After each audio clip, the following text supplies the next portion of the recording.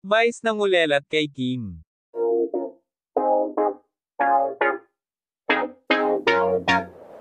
Itinanghal na magpasikat 2023, winner ang grupo nina Jong Hilario, Kim Chiu at Ayon Perez.